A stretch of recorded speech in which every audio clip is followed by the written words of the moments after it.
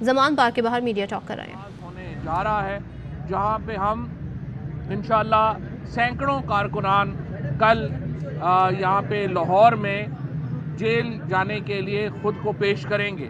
یہ پاکستان کی سیاسی تاریخ میں ایک یونیک واقعہ ہے۔ اس سے پہلے کبھی اس طرح کی تحریک کسی سیاسی پارٹی کی جرت ہی نہیں ہوئی کہ وہ چلا سکے، جہاں پہ کارکنان اور لیڈرشپ خود کو والنٹیئر کرے کہ آپ ہمیں جیلوں میں ڈالنا چاہتے ہیں، آپ ہمیں جیلوں میں ڈالیں۔ اور اس کی ضرورت اس لیے محسوس ہوئی ہے کہ پاکستان میں بنیادی انسانی حقوق کا جو چیپٹر ہے ہمارے آئین میں، اس کو مکمل طور کے اوپر ختم کر دیا گیا ہے۔ پاکستان میں اپنے سیاسی اپوزیشن کے اوپر جعلی مقدمات بنانے کا جو سلسلہ چل رہا ہے، اس کے پیش نظر سیاسی کارکنوں کے اوپر جو تشدد ہو رہا ہے اس کے پیش نظر، اور پاکستان کے آئین کو جس طریقے سے روندا جا رہا ہے اس کے پیش نظر، اور پھر آئی ایم ایف کے ساتھ جو ڈیل ہوئی ہے اور جو پی ڈی ایم کی حکومت نے جو پاکستان میں ایک مہنگائی اور جو معاشی تباہی کا ایک سلسلہ شروع کیا ہے، اس کے پیش نظر کوئی اور راستہ ہمارے پاس نہیں ہے اس کے علاوہ کہ ہم اپنے آپ کو گرفتاریوں کے لیے پیش کریں۔ اور کل سے انشاءاللہ تعالی یہ سینکڑوں کارکن جو ہیں وہ اپنی گرفتاریاں دینا شروع ہو جائیں گے، اور ہم دیکھیں گے کہ کتنی جیلیں ہیں جو کہ تحریک انصاف کے ان ہزاروں کارکنوں کو اکاموڈیٹ کر سکیں، کتنے تھانے ہیں جو ان کو اکاموڈیٹ کر سکیں۔ اور یہاں پہ میں یہ بھی بتاتا چلوں کہ میں آج الیکشن کمیشن کا جو بیان ہے کہ وہ 90 دن میں الیکشن کرانے کے لیے تیار ہیں، یہ بیان ایک صحیح سمت میں قدم ہے۔ پاکستان کے صدر عارف علوی صاحب 9 اپریل کو الیکشن کی تاریخ مقرر کر چکے ہیں، اس میں کوئی آگے یا پیچھے نہیں ہو سکتا الیکشن ایکٹ کے تحت اور ہمارے آئین کے تحت۔ اور آج عمران خان نے پوری پارٹی کو یہ ہدایات جاری کی ہیں کہ وہ الیکشن کی حتمی مرحلے میں داخل ہو گئے ہیں اور آپ اس کی تیاری شروع کریں۔ انشاءاللہ اگلے ہفتے سے ہم جو ٹکٹوں کی اناؤنسمنٹس ہیں وہ بھی شروع کر دیں گے، اور تحریک انصاف کے جو ممبران اسمبلی ہیں ان کو یہ ہم کہیں گے کہ وہ اپنے حلقوں میں جا کے اپنی کیمپین جو ہے وہ شروع کریں اور اس کا آغاز کریں۔ اور انشاءاللہ اس کا جو نقطہ عروج ہوگا وہ ہوگا جب عمران خان آج سے ہفتے ڈیڑھ کے بعد اپنی کیمپین شروع کریں گے، اور پورے ملک میں انشاءاللہ تعالی ہم پبلک اویئرنیس، جلسے جلوس اور اس کے مطابق جو ہے وہ آگے چلیں گے۔ کل جو لاہور نے کیا ہے، جس طرح کا استقبال عمران خان کا کیا ہے، اس نے یہاں پہ نیندیں اڑا دی ہیں، اور یہ جو اس وقت ایک محسن نقوی کی ایک لولی لنگڑی حکومت ہے پنجاب میں، اس کو آج دھچکا اس وقت بھی پہنچا ہے جب لاہور ہائی کورٹ نے یہ فیصلہ دیا ہے کہ وہ صرف روز مرہ کے کام کر سکتے ہیں، کوئی پالیسی کام نہیں کر سکتے۔ یہ بہت اہم فیصلہ ہے، ہم اس کو خوش آمدید کہتے ہیں، کیونکہ دیکھیے قرارداد مقاصد میں یہ لکھا ہوا ہے آرٹیکل 2A میں کہ پاکستان کے جو اختیار کا منبع ہے وہ پاکستان کے عوام ہوں گے، جو اتھارٹی ہے sovereignty belongs to almighty Allah, اور اس کو جو استعمال کرنا ہے وہ پاکستان کے چوزن ریپرزنٹیٹیوز نے کرنا ہے، اس کے علاوہ کوئی اس کو استعمال نہیں کر سکتا۔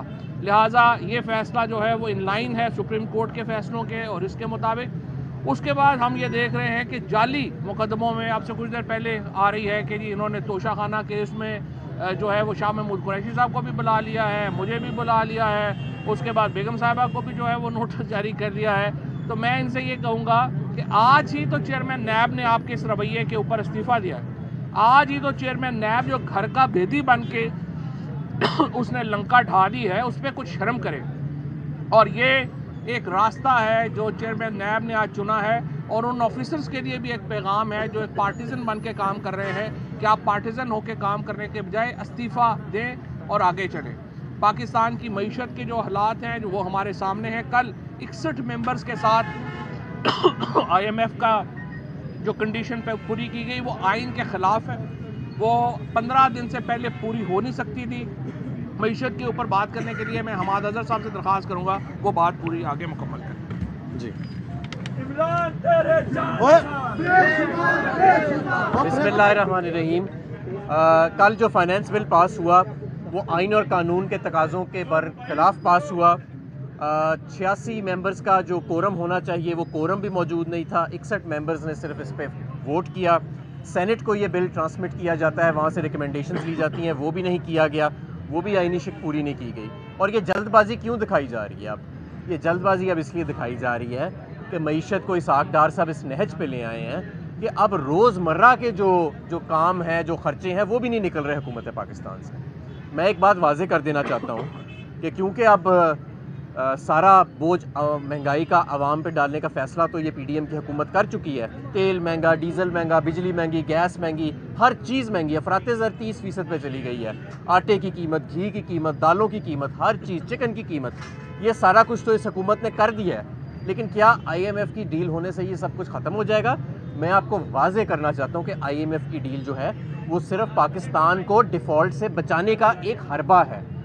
یہ جو ملک کے اندر مہنگائی کی لہر آ رہی ہے، جو ملک کے اندر صنعتیں بند ہو رہی ہیں، جو بے روزگاری ہو رہی ہے، اس کا حل آئی ایم ایف کی ڈیل میں نہیں ہے۔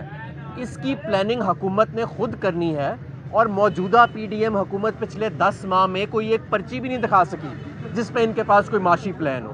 بس برجمان ہو کے مسلط ہو کے بیٹھے ہیں کہ کہیں عمران خان نہ آ جائے واپس اور ہمارا جو ہے وہ این آر او کینسل نہ ہو جائے۔ اس وقت جو مہنگائی کے تلے عوام دب رہی ہے، لوگوں کے لیے اس وقت لوگ اپنا بل پورا کریں، بچوں کی فیس پوری کریں، کیا پورا کریں مجھے آپ یہ بتائیں۔ آپ سب جانتے ہیں، لوگوں نے آج یہ بھی بات سینئر لیڈرشپ کی میٹنگ میں ہوئی کہ اب بیچارے بچے جو ہیں ان کو موٹر سائیکلوں پہ نہیں چھوڑنے جاتے اکثر ان کے پیرنٹس، اب پیدل ان بیچاروں کو کئی کلومیٹر چل کے جانا پڑتا ہے اپنے اسکولوں پہ، کیونکہ تیل بہت مہنگا ہو چکا ہے۔ لوگ اب آٹا خریدنے کی ان میں قوت نہیں رہ گئی، 2 وقت کی جو روٹی ہے وہ بھی اب خطرے میں پڑ گئی۔ اور یہ پہلی مرتبہ پاکستان میں ہوا ہے کہ کوئی جنگ نہیں آئی، کوئی زلزلہ نہیں آیا، کوئی وبا نہیں آئی، صرف ایک پی ڈی ایم کی نااہل حکومت جو ہے وہ پاکستان کی تاریخ کا بدترین معاشی بحران جو ہے اس نے نافذ کر دیا ہے۔ اس لیے جتنی ضروری ہو سکے اس وقت ہمیں اسٹیبلٹی چاہیے، اور اسٹیبلٹی کا اس وقت واحد جو حل ہے وہ عام انتخابات آئین کے مطابق ہیں۔ اور آج اگر الیکشن کمیشن نے یہ کہا ہے کہ وہ ہر وقت 90 دن کے لیے الیکشن کرانے کے لیے تیار ہے، تو یہ گھوڑا ہے، یہ میدان ہے، اناؤنس کریں، پاکستان کی سیاست کا اور پاکستان کی معیشت کا پہیہ آگے چلے اور ہم الیکشنز کی طرف حماد بھائی، پہنچیں۔ گزارش یہ ہے کہ پی ڈی ایم کا حکومت میں آنا بڑی غلطی ہے یا اسحاق ڈار کو وزیر خزانہ اس سے بڑی غلطی ہے بنانا؟ دیکھیں، یہ دونوں بہت بڑی غلطیاں تھیں۔ پہلی بات تو یہ ہے کہ پی ڈی ایم کا حکومت میں آنا وہ بھی صرف ایک عمران خان کا خوف تھا، اور اس کے بعد آپ دیکھیں پی ڈی ایم کی 13 جماعتیں جو ہیں آج وہ منہ دکھانے کے قابل نہیں ہیں۔ یہ جو ضمنی انتخاب سسپینڈ ہوا ہے، اپنی حکومت ہے ان کی، محسن نقوی بھی ان کا گھر کا ہی بچہ ہے نا، زرداری کا بچہ ہے، اور وفاقی حکومت بھی ان کی اپنی حکومت ہے، لیکن مسلم لیگ نون کے امیدواروں نے کاغذ تک جمع نہیں کرائے لاہور جیسے شہر کے اندر۔ کیوں؟